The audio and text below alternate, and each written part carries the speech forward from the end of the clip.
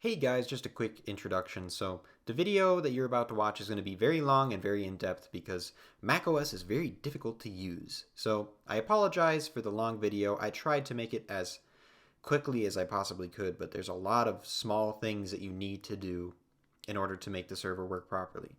An additional thing, all of the commands and information that I use in this video will be in the description with detailed instructions. So if you're confused about any part of the video, check there and I'm sure that will clear it up.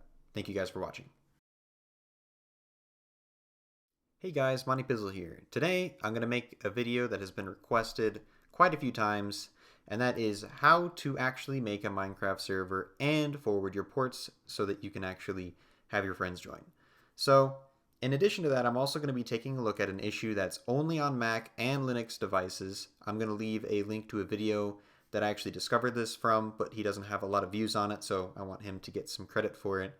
But it will help you actually fix a few of common problems that happen when trying to make a server on a Mac. So stay tuned for this video. Alright, so to start off, we're going to go ahead and download the things necessary to set up our server. So all these links will be in the description. But first of all, we have to download this, my Minecraft server, blah, blah, blah. And then you're going to want to come here to Java. And I'm going to show you how to install the proper version for both Windows and Mac. If you have a Windows machine, make sure you click on Windows Offline 64-bit. If you don't do this, you will be limited to 1 GB of RAM, and you will not be able to have a good experience when it comes to Technic launcher stuff, but since we're not doing Technic, it's not that big of a deal right now. But so for Mac, it's always right. So if you're a Mac user, just go ahead and click that, click allow. And then in addition to that, to actually do our server creation, we have to have a JDK, a Java development kit. So you're going to want to go ahead and click on the latest version, click on JDK download, and it should show you the options right here. So if you're on Windows, you're going to want to do Windows x64 installer. You don't want to do the compressed archive, and you're going to want to go ahead and do Mac OS installer if you're on Mac. So click on that, and then I reviewed and click download. It might ask you to set up an account. If that's the case, just do that. It's perfectly safe, and then you'll be able to download forever. So once you have both of those, you're going to have to go ahead and check your downloads folder and grab your files from that and put them on your desktop. Or you don't actually have to put them on your desktop, but put them wherever you want. So first of all, this is our server file, so we'll put that over to the left for now. This is our JRE, so this is our runtime environment, so double click that. It will open, and then it will give you this. Just click install, go through the setup process. Then, oh, it looks like Java's already installed. Never mind. All right, close that. Once that's installed, you can go ahead and get rid of your JRE. Go ahead and put it in your trash bin. And then go over here, grab your JDK, so that's development kit. Double click that. It'll say it's opening. You're gonna have to verify it if you're on a Mac. Or not.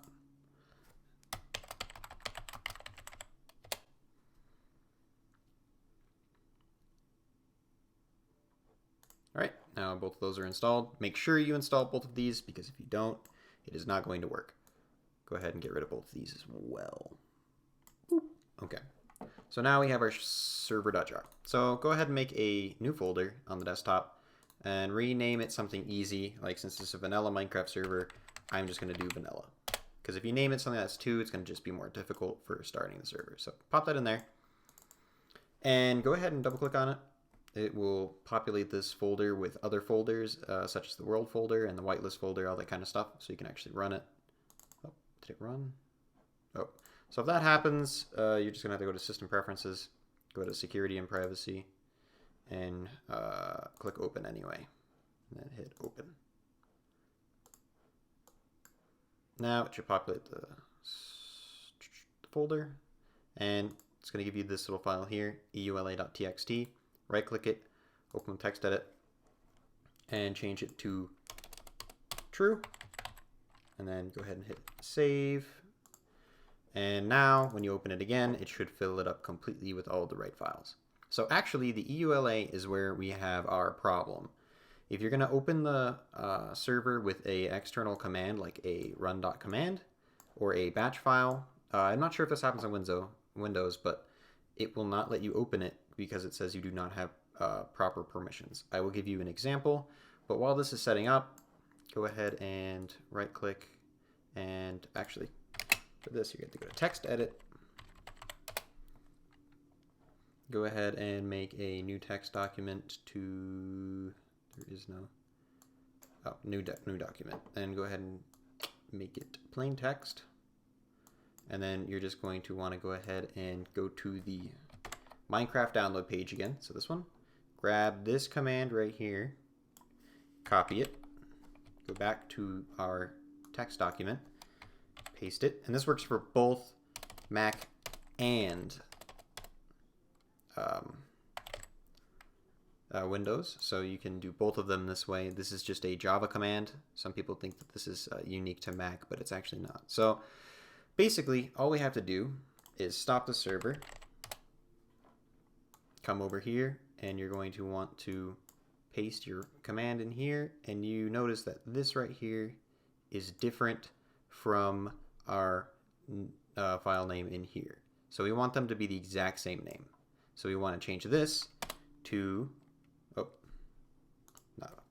server.jar. Or if yours is named something else, name it to whatever this file is called.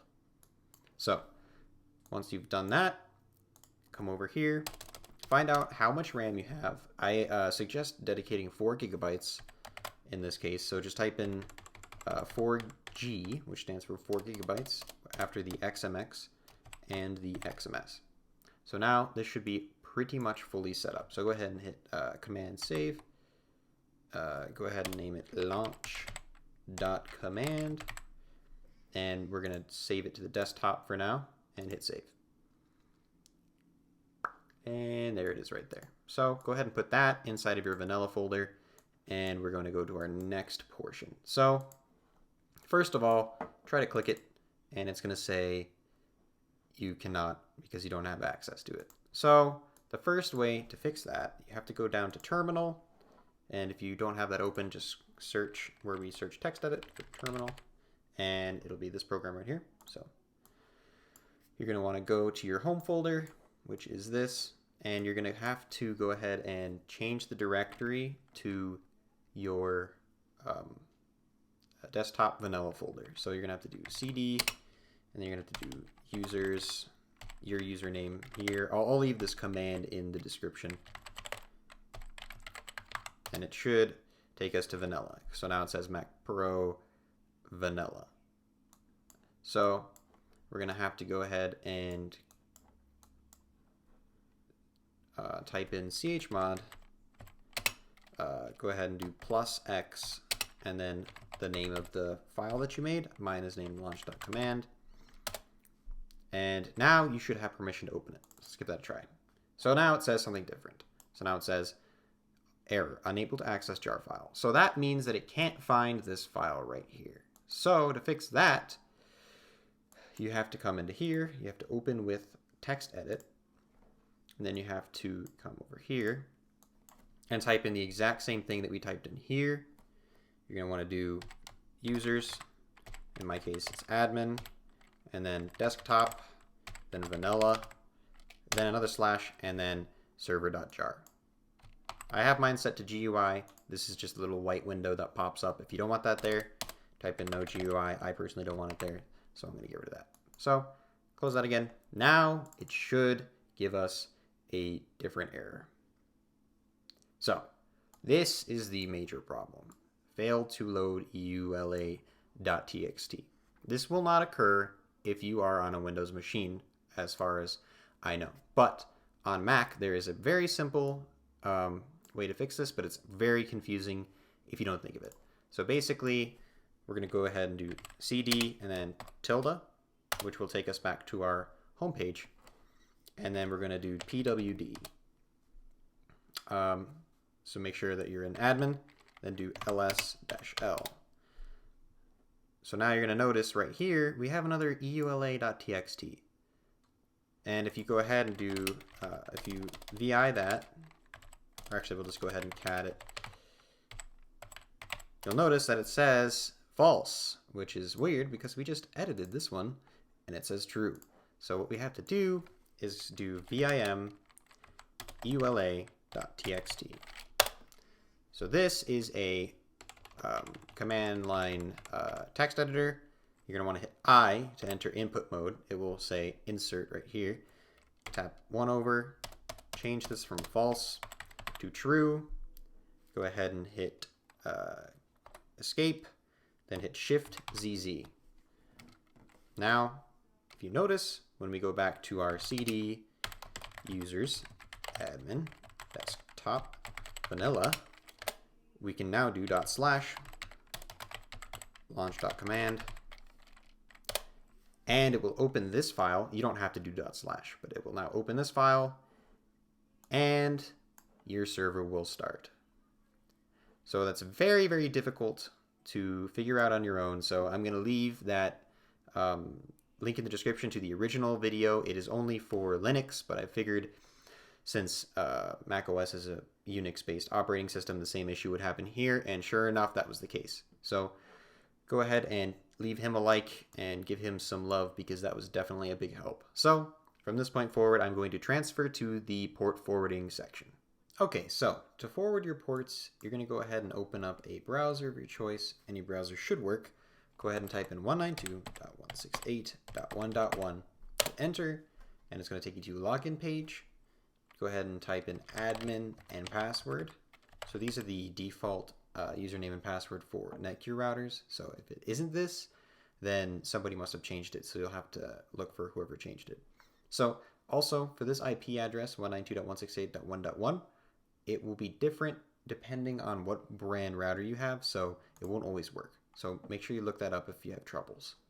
So from here, click on advanced setup, and look for port forwarding / port triggering. So once you get to a page that looks similar to this, because they'll all look slightly different depending on the brand, you're going to want to add a service. Wait for it to load. Then go ahead and name it whatever you want. I would name mine Minecraft.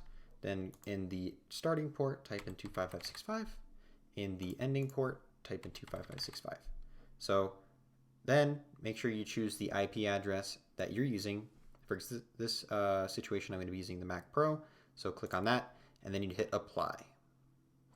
Then from there, I'm not going to apply because mine's already set up. But from there, you're going to want to do canyouseeme.org. I will leave the link in the description, and go ahead and change the port to check to 25565. Check port, and success. I can see your port on there. So if you can't see your service, there's two issues. Either you did not forward your port correctly, or you do not have your server running. So make sure your server is actually running. All right, guys, thanks for watching. Sorry this was a longer video, but a lot of the things that happened in this video were in real time. I didn't really take my time making it. A lot of it is just pure detail. And I want to make sure that I'm able to give you all the detail you guys need to actually make the server, because over the years, making Minecraft servers on Mac the normal way has just become more and more difficult because Apple is making it more secure. So you have to actually edit commands and permissions using the terminal, just like on a regular Unix machine. So hopefully you guys enjoyed the video. Hopefully I was able to help you guys out, and go ahead and leave a like, leave a comment if you enjoyed the video, share it to your friends. I appreciate any support that you guys give me. Hopefully I was able to help you guys out. Anyway, thanks for watching. This is Monty Pizzle, signing off.